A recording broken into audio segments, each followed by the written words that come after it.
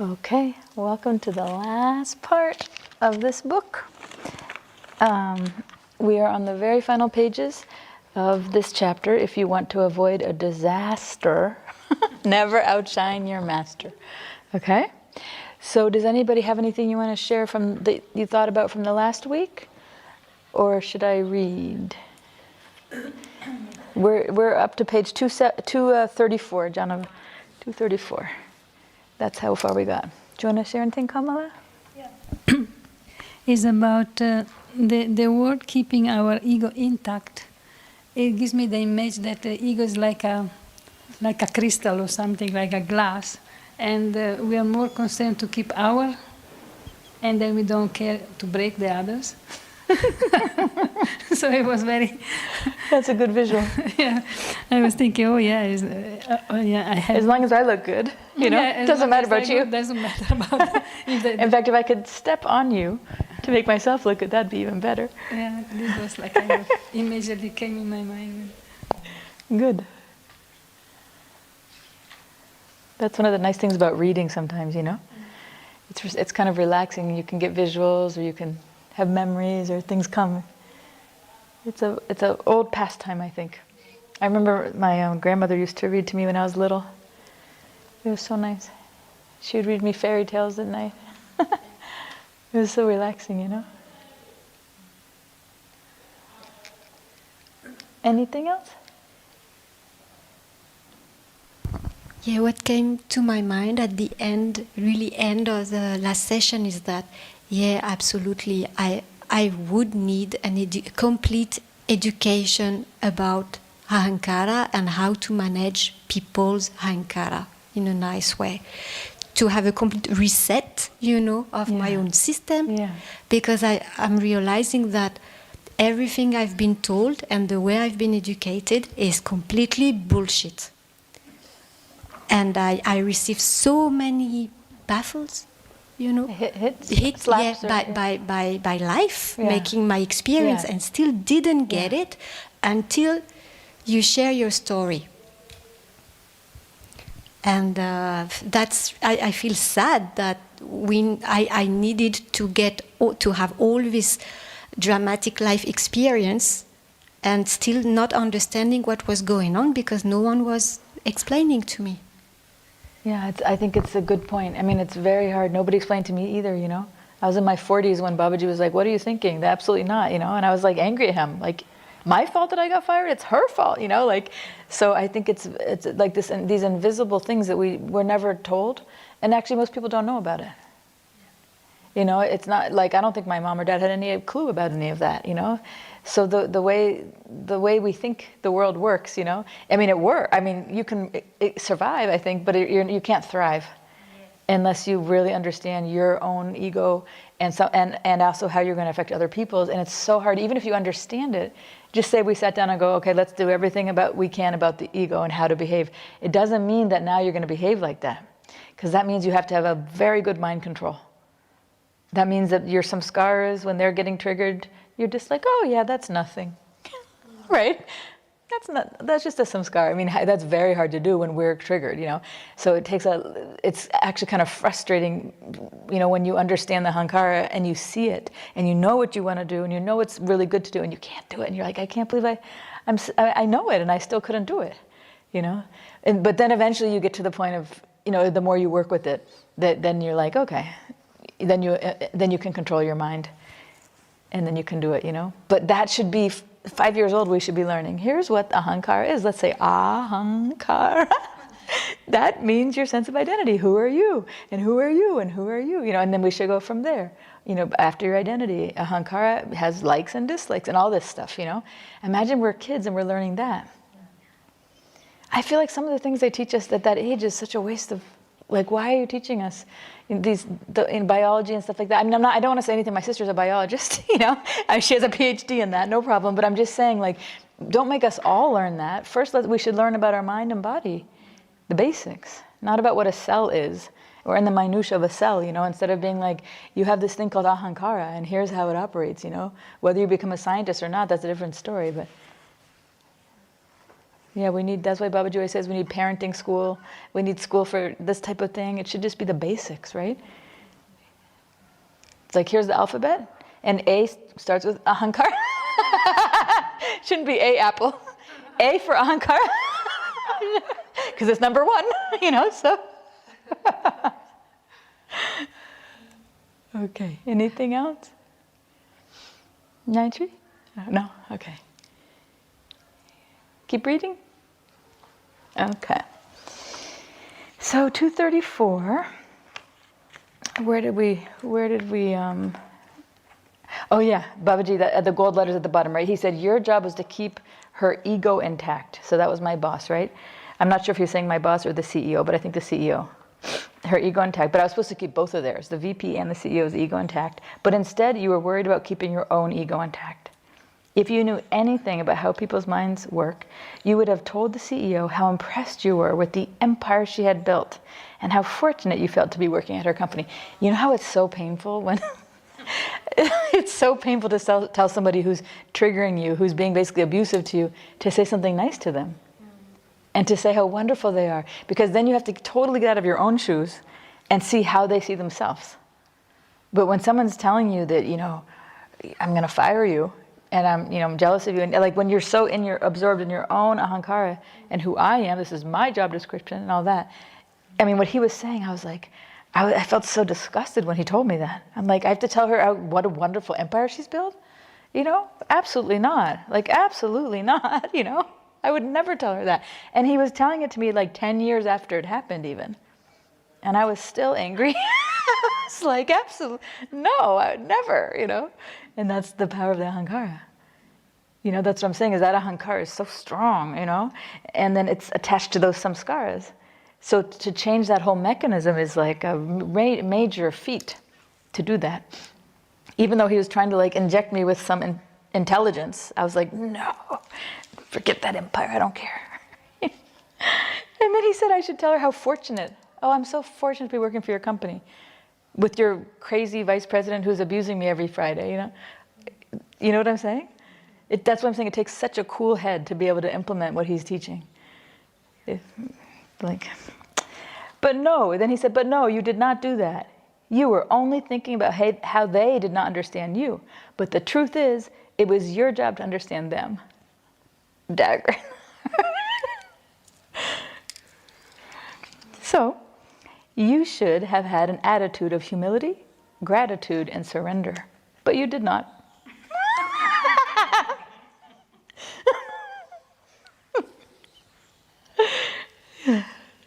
I know sometimes Babaji's subtle, but sometimes he's really not.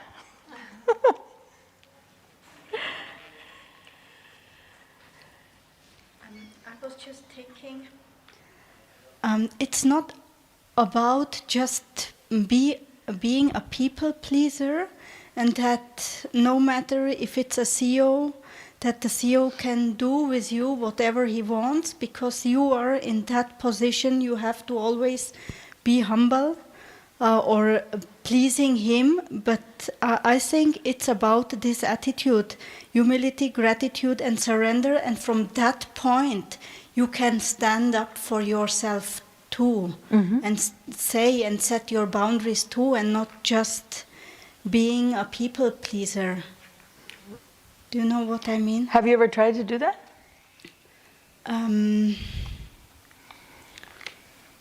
Setting boundaries with the boss doesn't really work. I mean, unless the boss is like really crossing the It boundaries. needs high communication skills and a high level of being in peace with your emotions. Like, you have to work out through these emotions of fighting back and feeling like, injustice is happening to me.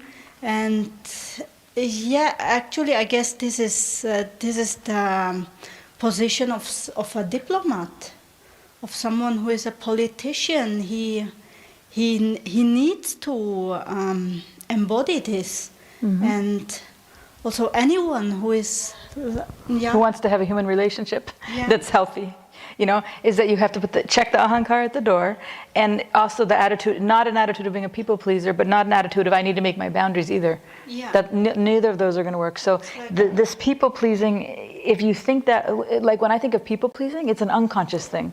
Yeah. It's just like, oh yeah. Oh, But if you're people pleasing because you're strategically doing it, because you can see her ahankar is like that, and I understand that I am below her, that is my boss, then you can have, it may not be it may not be that you're really feeling humble. I mean, that's a very high, tall order to now all of a sudden feel very humble and grateful. You can't force feelings, That would be ultimately, maybe through a lot of spiritual practice, that you could feel that you're humble to someone who's being abusive to you, basically. And so grateful and surrendered, So he was setting the bar to like, very high.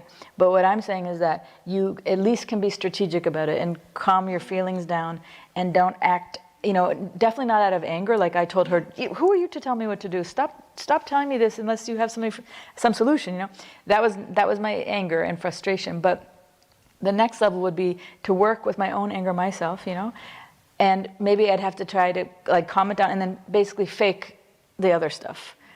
I would probably not really be feeling humble towards that lady. Or so grateful for, I just could not, Maybe one day, if I could think it in the big picture and not be so triggered. But it wouldn't be that I'm people pleasing because it's not unconscious. It's that I'm consciously telling her what she needs to hear so I can keep my job. Maybe people pleasing is a wrong word. Maybe the correct formulation would be like acting out of a hurt or acting out Right. of anger. Yeah. And this has to become Yeah. overcome, and Yes. from that point you Yeah. can seek a relationship on eye level. Yeah. Or even contact or set your boundaries, but without being involved with these other emotions. Which So part of it I trigger- agree with, which is the, controlling the anger, but you're making up the setting the boundaries. That's nothing Babaji said, and I'm trying to stick with his advice now. So I'm going to stop this conversation because this is our last book club, and I don't want to derail it because you keep saying the same thing, and it's not about setting boundaries. That's your idea, okay? So diplomat is a good idea, but not setting boundaries. Unless he says it later on. Maybe you read ahead, but okay. So he said, but I did not have it. He said, you thought you were greater and smarter than the people higher up than you. Your ahankar is what actually got you fired from this job. Wow, Babaji, that is harsh, I said, wanting to run away into the woods like a wounded animal, yelping and wincing. I didn't know how much more I could bear. Babaji took this as his chance to deliver his final punch, a dirty fighting tactic of kicking your opponent when they're already down. But he didn't care if that was what he had to do to get me to learn this important lesson. Remember, you should never outshine your master. And it turned out, as it always does, that Babaji was right. His approach was flawless. He was absolutely right to push me, because I very much needed to learn this lesson. And by God's grace, Babaji's words finally resonated with me. Maybe it was because I felt so beaten down that his point finally penetrated the dense block of concrete that had been covering my intelligence until now. Whatever the case, hearing his words, never outshine your master, somehow was the magic key that opened my mind. With this short, unassuming phrase, I felt a sudden relief, like the monsoon rains cooling down my mounting frustration, agitation, and anger. Babaji elaborated, if you can remember this one simple lesson, you can actually go very far in your life. You are smart, kind, hardworking, and creative. You have the key elements to be very successful. You are just missing one thing, knowing how to smoothly navigate relationships. So that's what you're saying, right, Ladali? I think a lot of people have the other elements. A lot of people are smart, they're nice people, they're creative, they have a lot of good things they're bringing to the table, but they mess it all up when it comes to relationships, like I was doing, because we don't know how to do it, And then we get so frustrated in life, like why? And some people, like it could be like, for me, I had a lot of boyfriends, so it's like, just break up with that one, go to the next one, break up with that one, and I was always thinking, there's something wrong with him, and there probably was, but there was definitely something wrong with me that I wasn't seeing. I didn't know not only how to navigate the relationship, but even how to assess the beginning of who, like, a solid partner would be, And then when I'm in it, I didn't know how to how to be.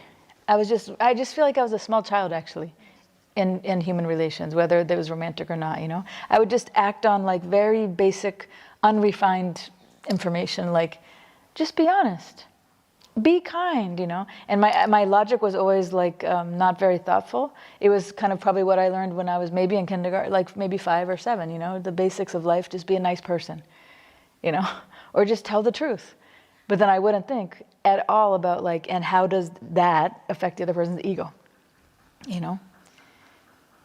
So it's actually very intricate, detailed work when you think about it, because it's hard enough. I mean, we're all sitting here trying to get to know ourselves, how our own ego is, you know, what our own ahankara is like, and our samskars, and that's a deep study, right? But then you have to try to figure out someone else's, and there's always other people around you. So like right now in this room, imagine that we could actually understand each person, what's going on for each person with their ahankara right now. That's a hard job, you know? And that's why I think there's so many problems in human relations, because we're not really thinking about someone else. And then it's like, well, if you are thinking about someone else, then what about yourself? What are you supposed to do? Just agree with everybody else says? Or, you know? Tricky. Okay. So now where did I leave off? Okay, so your words are, down here, sorry. He said, you're just missing one thing, knowing how to smoothly navigate relationships. If you can apply this concept of never outshining your master, then you can shine, but not too bright. Remember, never shine brighter than your master, never. Think of it this way, you can shine, but not independently. Shine with the goal of lighting up your master. Your light should be used to light up your master. Then you will win in your work life, your personal life, and your spiritual life. This very same principle applies. Isn't that interesting? It's a whole study also to figure out who's your master.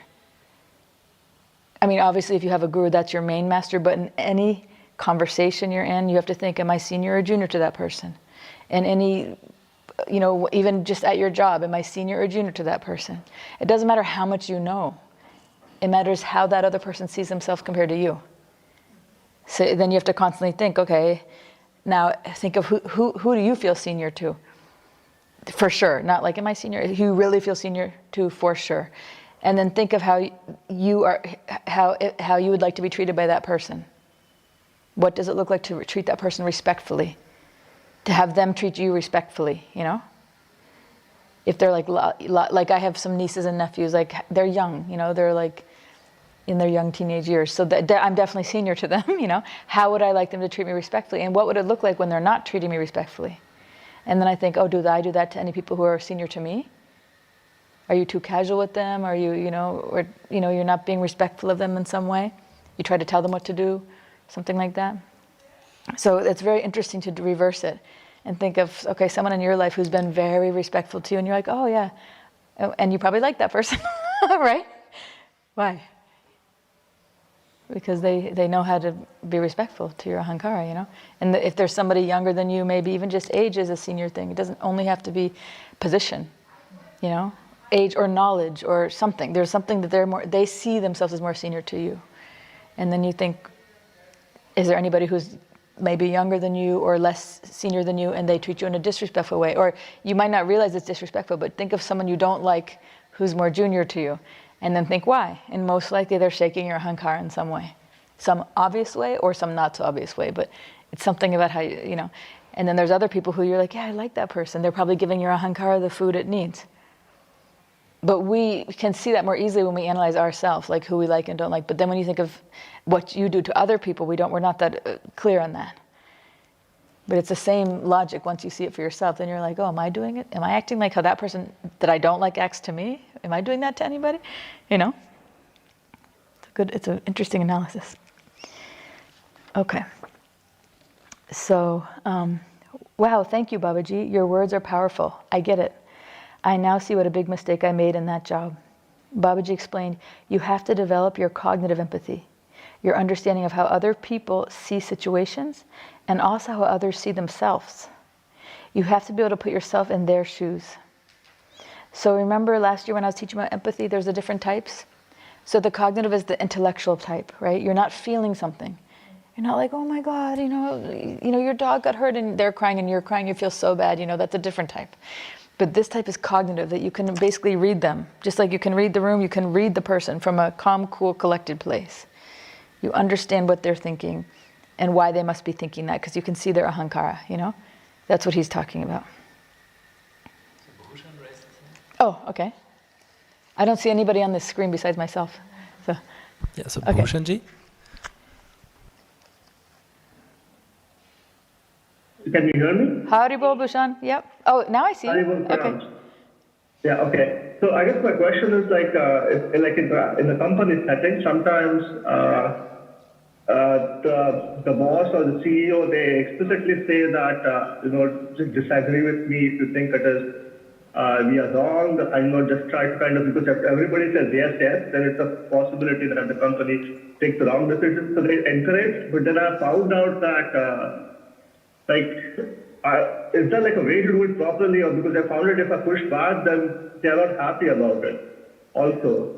So the ahankara, they have the ahankara, and yet they say that do something to correct us.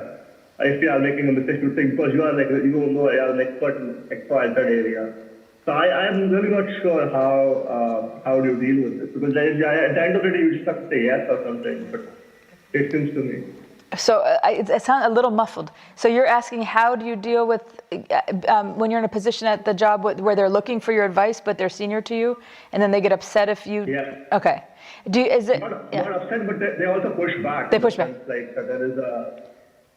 Okay. So does it make sense to always say yes and go along with them and never push back? Because then I start becoming concerned that, okay, that doesn't mean that they think I'm useless, because I'm not really giving any advice, meaningful advice to them.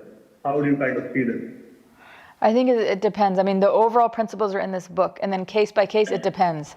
There's a lot of variables, That's why I'm saying you have to read the boss's ahankara, because not all bosses have the same kind of ahankara. But one thing for sure is they have an ahankara, and they're senior to you, which means definitely for sure you have to praise them a lot.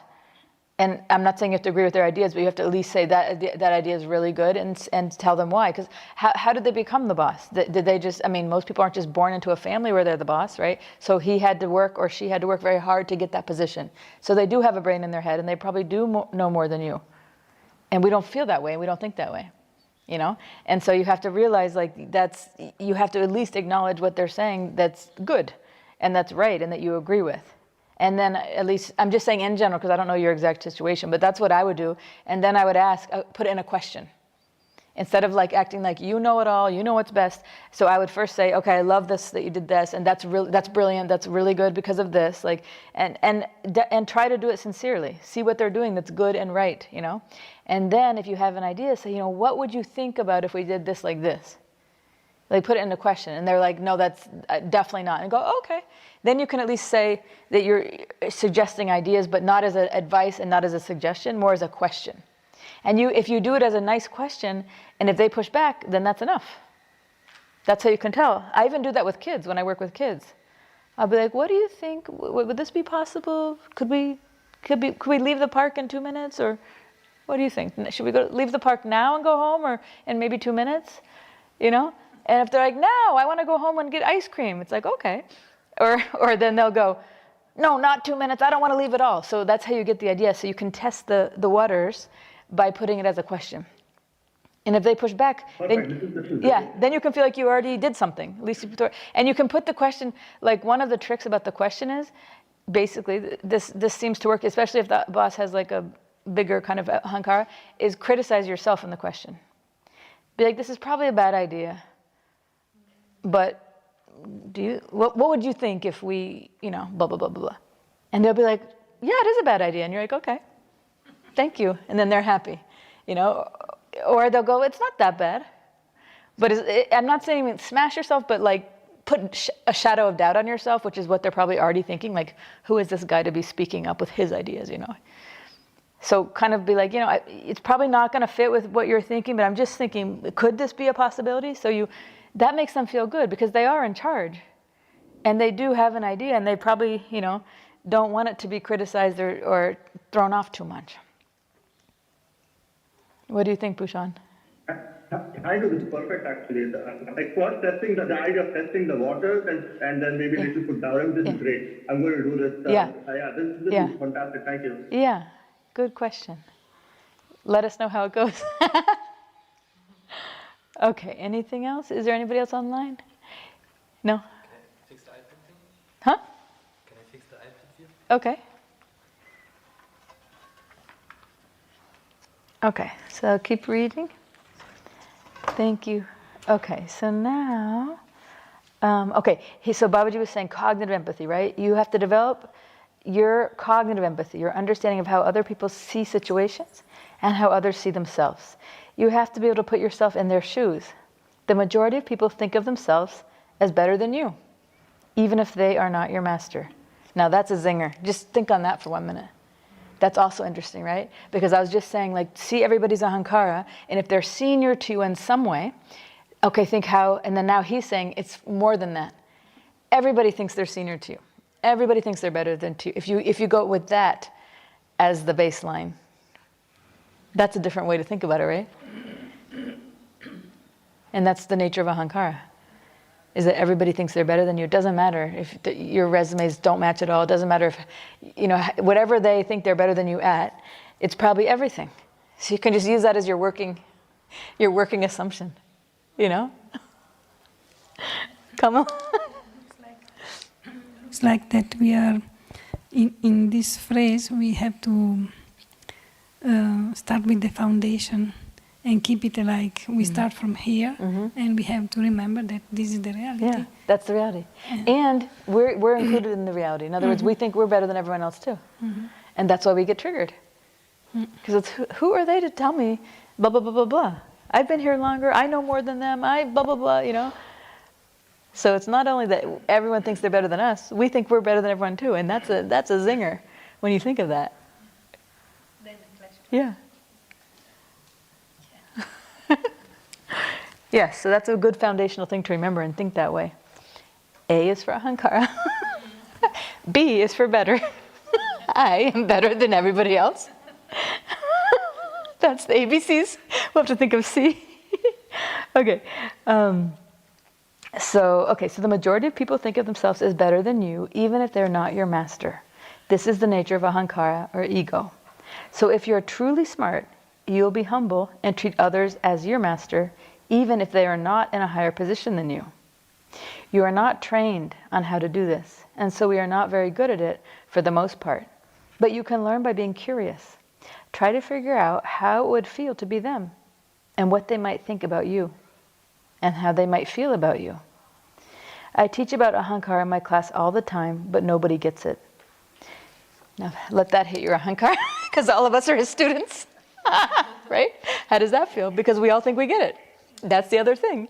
He's just said that nobody, and then he's saying this, and it's like, well, that's not me. He means nobody, but I'm not nobody. I'm somebody. We rationalize, no, I'm somebody. That means the other people, they don't get it. I got it. Okay. And he said, about how, I teach about ahankara in my class all the time, but nobody gets it. I teach about being humble, about how the ahankara lives on praise. But still, people come to me and complain about others on a daily basis. They could have heard my lectures and these concepts for years, yet they still blame others. They bitch to me about the people they work with or live with. They want me to validate them and tell them that they are right and the other person is wrong. Everybody has such a sensitive ahankara. No one can take the truth. So I have to do what I'm teaching you to do. I have to baby them, telling them, yes, they are right, and the other one's wrong. Yes, I agree with them. No, I'm not angry with them. Really, Babaji? Why don't you just tell them the truth? I'm still not getting it, after all that. And he said, because then I'll have no disciples. Everyone would run away. So I teach in my classes the truth about ahankara. It is up to the individual person to apply my teachings to their own ahankara. So maybe you've seen that, right? In his classes, I think, at least what I'm catching is that he's he hammers things, but he's not like Joshika, and I'm talking about you. He's saying the point, and he'll give an example about someone, none of us, but someone, But if you start seeing it over the years, where is he getting his examples from? It's not that he has a secret life where it's with us. That's who his life is. That's who he spends time with, So then when you start connecting the dots, it's actually very painful to be like, oh my God, it's either me or one of my friends that he's talking about, basically, you know? And that's how he's trying to teach us, because he can't say it directly. We'll feel shattered and crushed, you know? But now he's telling me the secret, and I mean, he read this whole book and he added things in. So he was happy with me publishing it, and he knows I'm reading it in the book club. So that's what I'm saying, is he won't come here and say it, but at least he's, for the few people who actually want to hear it, which is you guys, I think that's very courageous to come week after week, that's the other thing, and continue to hear things about ahankara, because it's triggering. It is triggering to hear it, you know? So anyway, I think we're all doing a good job to still be here on the last pages hearing about ahankara all this time. And he said, so I teach it in my classes, and it's up to the individual person to apply my teachings to their own ahankara. Oh, wow, the ahankara is really that sensitive, I said. Yes, he said, it's very sensitive. And the higher position a person has, the bigger the ahankara. Look at your case. You were just a director at this company, but you thought you were so smart. Why? Because you used to be the CEO of a company, and because you have an MBA from an Ivy League university. So you thought you were smarter than the others. How did you feel when I was asking you questions? Did you feel happy and eager to learn? No, I saw your discomfort. That's your ahankara. Ahankara hates criticism. Ahankara thinks it's just perfect. And due to the nature of our ahankara, we think we're smarter than everyone else. Do you want to know what having true smarts means? Being emotionally intelligent, understanding how to have human relations. Of course, because of your ahankara, I know you must have thought you are good at making human relations, right? Everyone thinks they're good at this, but no one is. That's why I'm saying this is the hardest chapter, you know? Any idea that I had about myself is just smashed. I mean, all those years I thought that I was fired wrongly in that job, that I was harassed and that was so unfair. For like 10 years I was holding on to that, and until he told me, no, you were fired because it was your fault. And then now he's like, and you think you know how to make human relations, you don't. And you think you're like, everything that you think you are is really not.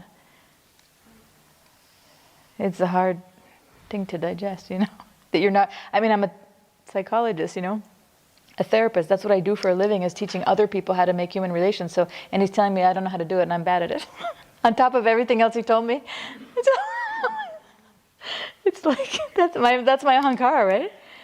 And then he told you, I saw you were uncomfortable, you didn't like it. And it's true. He's like, you're not like curious, like, oh, I can't wait to learn. This is so interesting, tell me more. I mean, if he was telling me about something out there, I would be like, yeah, that's so interesting. But about me, and just putting the microscope on the worst part, and then he keeps showing another part that's not how I see myself, you know. He felt very exposed and very vulnerable, and like, I wanted to be like, can't you say anything good? So he says, being emotionally intelligent. So understanding how to have human relations is the main thing. And he said, everyone thinks they're good at it, but no one is. To make healthy human relations takes high self-awareness of your feelings and your thoughts, and high emotional, cognitive, and compassionate empathy for others' feelings and thoughts. So I think that's such a tall order, right? You have to know how you're feeling, what you're thinking, what your ahankara is identifying with, and then what's going on in the other person also, and then the interrelation, like how you're going to trigger them. I mean, that is so hard to do that live in action, you know. I think that Babaji's a real master at that. He's a real master at that. He can just see it all because he's so grounded in himself, and he can just see everything. You know, he's very smooth with that, I think. Yeah, he's a good teacher for us that way, just with how he is in life, you know, when you see him. This is what you need to improve upon to be successful in your life. Thank you, Babaji, for explaining all this to me. Even though my ahankara is bruised, I appreciate this beating. I'm clear on what I need to improve upon now. Thank you for listening and trying to improve yourself. If you can learn this, then together we can teach these concepts in our Vedic psychology courses. It is my desire to teach people about their ahankara on a practical level, so they can see their ahankara up close, like what you just experienced in our interaction. I will work on it, Babaji, and my goal is to fulfill your desire to teach people about their ahankaras. I quietly said as I bowed down to this great master who was sharing such important wisdom with me. And there's a picture of us when we were teaching. So, my reflection is, I wonder what it would have been like for me if I hadn't got so defensive when Babaji tried to explain the error of my ways. Maybe if I hadn't had such a strong need for him to validate my feelings and take my side, I could have learned this lesson from him without it being such a struggle. Perhaps I could have learned even more from Babaji if I had accepted his words immediately and asked follow-up questions to uncover what I had done wrong and how I could improve. This is actually an interesting point. What I've learned over the years when he's been trying to teach me the Vedic psychology of my own mind, in the kind of the hard way, like in the frying pan, is that I would get so defensive that I wasn't actually curious. And then I think how much time I spent just trying to convince him that I'm right, and explain my view so he would get it. And then I realized I didn't really learn anything. My whole goal was just for him to say, "Oh yeah, you're right. You're right. Oh, sorry, I was misunderstood. I misunderstood it." So then I thought, like, imagine if I just took the hot sauce, and then said, "Tell me more. And what else did I do wrong?" And then I could have, I think, learned a lot more quickly than having him to have to keep hammering.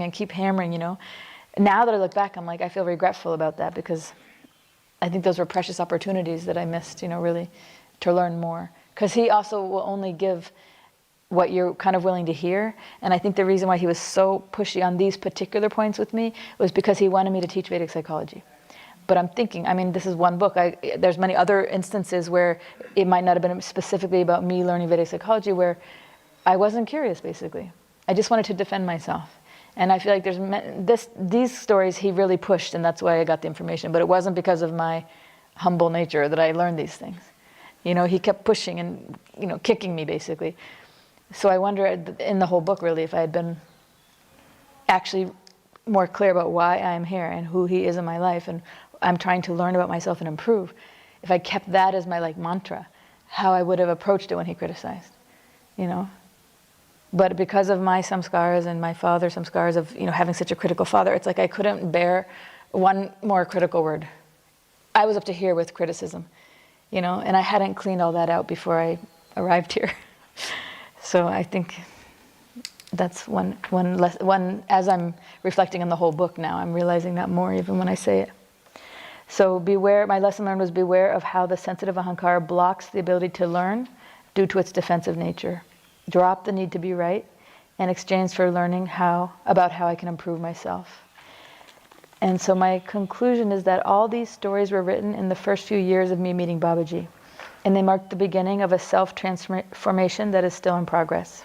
For it is not at all easy to be faced with one's own ahankara, which thinks it is always right, is averse to change, and is very sensitive to criticism. The theme that occurred again and again in these stories was how, when I was faced with an opportunity to change, I avoided it, rationalizing why I didn't need to do anything differently. And as you've seen, I came up with many good reasons that seem perfectly reasonable to the untrained eye. What's so bad about not wanting to look at a needle and blood? Did I really have to undergo the torturous exposure therapy like that to get over my phobia? What was the point? Wouldn't it have been a lot easier to just sit in the peaceful park in the German spa town of Baden-Baden and not have to go through the trauma of exposing myself to needles and blood, only to end up freaking out and fainting? How was my phobia negatively affecting my day-to-day life? What about the job I got fired from for outshining my master? Was it really necessary for me to lie and praise my boss, pumping up her ego by telling her how much her friends liked her, just to keep my job? This is just too much. I should call a spade, right? And the pretty blonde girl in the basement, here at Jiva, the one whom Babaji let decide if I could sit in the basement or not? Seriously? After all I had done to make it to India to work with Babaji, could he really so callously just let some girl decide the fate of our work together? What am I supposed to make out of all this? Who am I? Don't I exist? Am I just a nobody? A punching bag? No. I wasn't a soccer ball that everyone could kick around. From a young age, I had established myself as an expert soccer player, in control of the ball and of my life. Why should I let everyone trample all over me? Should I be that weak and let people do what they want with no consequences for their actions? Should I be so agreeable and flexible that I have no backbone, no self-respect? Shouldn't I have some respect for myself and honor my ideas, my feelings, my needs? Or am I someone whose feelings don't matter? Shouldn't I practice setting clear boundaries, Mohini, and tell other people off when they are behaving badly? Shouldn't I also stand up for myself and not be codependent? Or is it that I am never right? Should I just take the position that I'm always wrong? These types of thoughts were running through my head, some as my constant companions, others as rare but rowdy intruders. But what these thoughts all have in common is that they are fueled by the ahankara. Ahankara is our sense of identity, otherwise known as the selfish sense of I, me, and mine. Ahankara is the dividing factor that separates an individual from all others and makes it feel superior. One incorrigible quality of the ahankara is that it abhors change. Consequently, it will work overtime to keep us stuck exactly where we are. Ahankara gives us the vision of ourselves that we are perfect and is the other person who needs to change. So why should we change? We will have dozens of reasons, tactics, doubts, and entire personalities formed on promoting how right we think we are. Entire personalities formed in this. All of this, I taught in the first year of the classes here. That's all, I wrote this book before I taught those ahankara classes, but you can see where some of it's coming from, right? These are the seeds for that. So why should we change? We'll have dozens of reasons, tactics, doubts, and entire personalities formed on promoting how right we think we are, enabling us to ultimately avoid change at all costs. That's why Babaji always says that change is the most difficult thing to do. Such a simple statement with such a profound meaning. So where does that leave us? Don't get me wrong, it's not that ahankara is all bad. We absolutely need to have an intact ahankara in order to act. Ahankara gives us the agency to act. Whatever ahankara identifies with, it acts to either acquire the things that make it feel stronger, or avoid and sometimes attack those things that make it feel weaker. However, if we had no ahankara, then we would not act. We would just sit around and do nothing all day long. So that's why when people are depressed, that's what Babaji says. If people are depressed, that means that the ahankara doesn't give them the agency to act. So we don't want that either. That's ahankara and tamas, right? So having an ahankara is a necessary part of being a high-functioning human. The challenge lies in our ability to be aware of our ahankara's antics. So if we can learn how to manage it, then we can transform threats to our ahankara into opportunities for growth. This book is a series of lessons I've learned from my guru, Sri Satyanarayana Dasa Babaji, on how to become more aware of my ahankara. And writing these stories and then reflecting upon my experiences with Babaji, I've become acutely aware of two things. Firstly, how my ahankara blocked me from accepting what was good for me, namely Babaji's help. Secondly, what a truly compassionate person Babaji is, to even want to try to help someone like me, who is constantly avoiding all his efforts. Many years have passed since the time these stories occurred, and Babaji has become much busier and in higher demand from his ever-expanding community of followers. He doesn't travel any longer, so those days on the road together are over. Gone are the days when we would be in such close association that he would notice and try to help me with those personal hang-ups I had, like my phobia and caffeine addiction.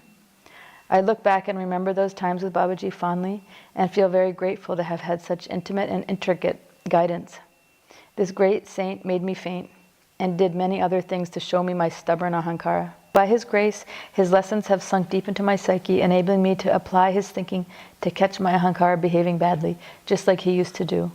Now I can see for myself where my ahankara is flaring up and how I can calm it down by aligning it with my guru's heart, the sweet spot in life where all the magic happens. And there's a nice picture of Babaji. And that's all. We have completed the book. Thank you guys very much. That was so fun to read it together. So does anybody want to share anything on what came up for you about our friend the ahankara? Okay, Bhushan. Thanks a lot for reading out the book. It was quite a very insightful experience for me. My question is when you say ahankara flares up, so if I may ask a question, does it always, is it always painful? You blanked out a little, but you said, is an ahankara flare up always painful? Oops. Yes, as an experience. As an experience. I'm trying to think. I wouldn't call it pleasurable. All right. I mean, those are the two things, right? They're broken into like or dislike at the end of the day, right? So the flare-up means it's triggered, you know? What were you thinking? Do you have an experience? Okay. You have some experience? Yeah, for example, I was thinking if let's say, no, I'm asking questions. So my question is like, is it like somebody praises you, right? That you have done something amazing. Would you define that as a flower? Like, Oh, then you feel great or something. I see. Yeah, that's a good way to look at it. That could be too. Yeah, because it's still coming up. Yeah, so then, okay. That's true. Yeah. So you have to like watch both pleasure and Yeah, pleasure. that's good. Yeah. Usually in this book I was talking the negative, you know, the negative, but that's true. It flares up too when you get praise. Yeah, thank you. Yeah, good. Good, Bhushwan. Thank you for being here. Okay, So come. is it being neutral when your buddhi is in complete control? This is Isabel. Hi, Isabel. That you wouldn't be overly affected by praise or criticism. Right. It would be more neutral. Yes. Right? Yep. Is that Very good. That's right. Yeah. Okay, Yeah, I Kamala. have similar observation. Then thank you anyway for all your reading. This was very wonderful time for learning. And now what it came up exactly that when you said that Babaji is sitting from a calm place and situated in himself, and from there he can see the panorama, basically what is really going on. Yeah. So this is like could be the goal, but now to reach there, I observe that there is a lot of emotional reaction when we are triggered, and and this is blinding, and there is like a water when it's moved, so you cannot see anything so much, and then the whole thing is moving, and how to reach the point to see the other person and even be able to see how they perceive themselves and how they would like to be treated. So it's a very complex. Very complex. It's not such an easy thing, you know, but it's very, very essential. Yeah. And I'm grateful to you that you have teach us to that point. And I really would like to go on in learning more. Okay. Thank you. We got options for you. But one thing I'd like to say is that at least what I've learned through this process of learning from Babaji about my Hankara is that the more I used it to analyze myself and introspect with the points he made, then it becomes very easy to see somebody else. Like imagine when you're a little kid and you're with your parents and you're just learning about your body and they're like, "What's this?" and you're like, "Nose, good. Can you say it?" And then they put your finger, "Nose, good. And where are your eyes?" And the baby's like, "No, no, no, eyes." And then the parents go, "Eyes, good, yay." That's what you're doing when you're saying, "Where's your Hankara? What's it doing now? What's it doing? Oh, there it is. Look, it's jumping around because it's getting praise. And where's the Ahankara now? Oh, now it's all angry because somebody blah, blah, blah, blah." So it's at that basic. And once you do it, then it's not hard because, okay, just say I've got it down to myself. Nose, eyes, hair, ears. Now when I see Nya and Shri, I'm not like, "Oh, it's so hard to figure out what's going on with you. What are those two things above your nose called?" It's not like that, right? It's just automatic. So that's been my experience. Once I got it clear in myself, it's like what I was writing in one of the descriptions, kind of like you get X-ray vision for everybody. It's X-ray vision because you don't think about it. I'm not like, "I wonder how Ladali's feeling now," You know because you can see in yourself the whole thing. And everyone else is just like you. Nobody has some different apparatus. There's nobody here from Mars, even though it feels like it sometimes. So it's just a matter of what particular samskar is triggering their ahankara to act like that. But it's really, that's why I'm saying we should have been taught this when we were so young. Then we just understand the simple basic, that's what ahankara does. That's how manas is, what happens with manas, that's samskaras. So that's what I'm teaching in the Vedic Psychology Study Group. That's why I'm getting it down to the basic building blocks. We've done 14 classes in a row just on samskaras, right? And we're just getting started. There's so much to it, but once you get that, and then we go back and say how that works with the ahankara, you'll start seeing the apparatus and be like, okay. And the more you're applying it to yourself, then with others, it will not be a mystery. But we kind of, it's a little tricky now because life has been already going on for us we're all adults. So we at least have 20 years of life. And now you can't just say, goodbye all my friends and family, all my relations. I'm going to go live in a cave and study my own ahankara and my manas and chitta, some scars and my buddhi, and I'll get back to you once I've figured it out. And then we can be in relation. So we're already knee deep in, actually eyeball deep in relations, right? We have a lot of human relations. And so how is it that we're going to find the time to pause and figure ourselves out? So that's why this is so hard. Because we're mostly running on very deep old programs and we're mostly triggered. You know, and so then to be like, well, wait a minute, I want to go back to kindergarten and learn about my ahankara. We don't, that's a luxury we don't have. So that's why we have to try to learn it and be living life and try to adjust and be changing in the relations we're in. You know, it's tricky. Anything else?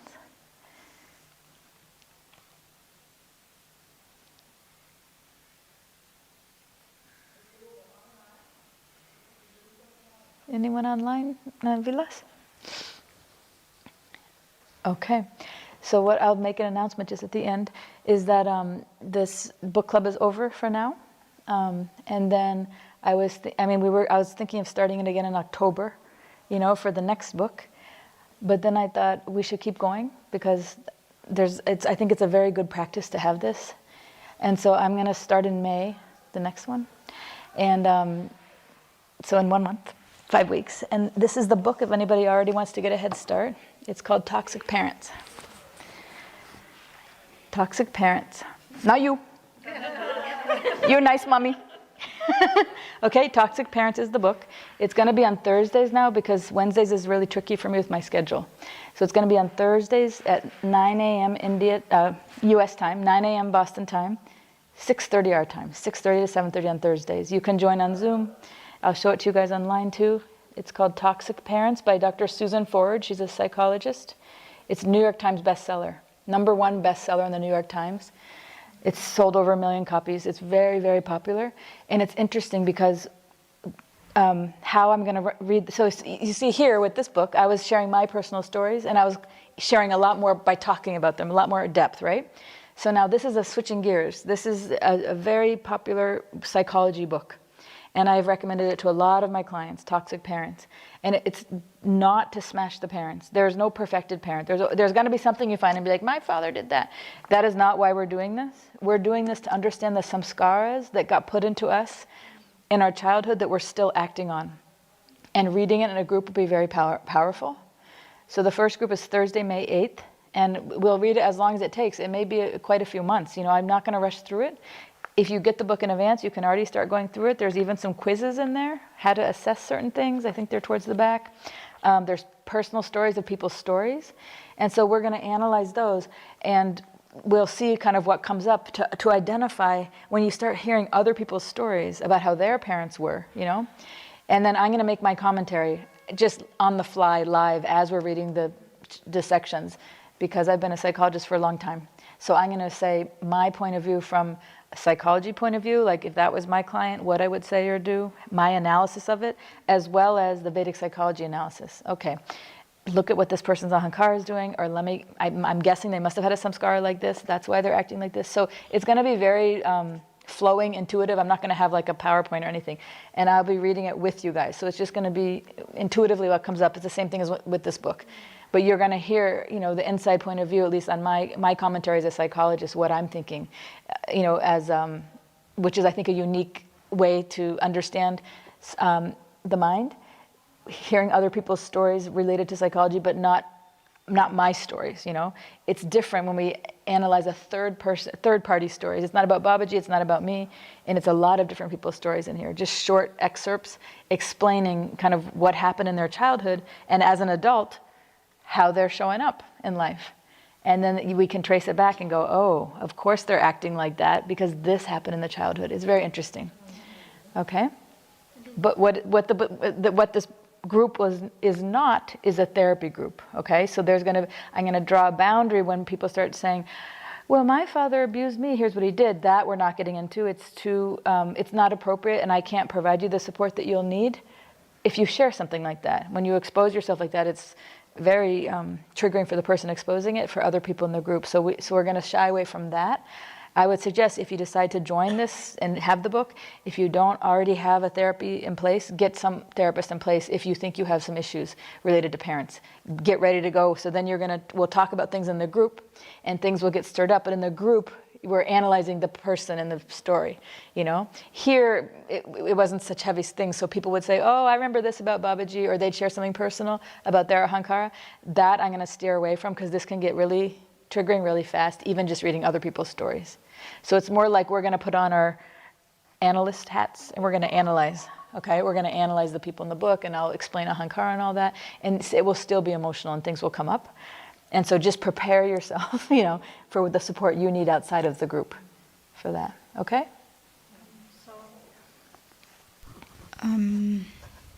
So in October you will continue with that book, or then a new What book? This toxic Oh, parenting? probably. It's probably going to take longer than a few months, you know. When it's over, we'll see what's next. But what I realize is that I want to offer basic psychology concepts because the Vedic psychology is very deep and it's about ahankara, but most people haven't read this book, and this is a foundation. You know, this is before you could even get to our e-courses. You'll understand our e-courses differently, for example, if you've already read this and gone through it. You'll understand what I'm saying in the study group and what I'm saying in the other groups, what I'm saying in your individual sessions, if this is your foundation. You know, and many clients I've referred to this book, but they just read it on their own. We're not going to sit there and read it together. So I figured, okay, this is a really good way to help a lot of people, you know, and it's something that doesn't matter if you're a devotee or not. You might want to invite your friend, your sister, your brother, your uncle, any person you know who wants to understand more about their childhood and how it's affecting them as an adult. This could be helpful. Okay? And I have a feeling it'll go probably a year. It's a lot of pages and a lot of depth. Okay? Okay. Haribol, you guys.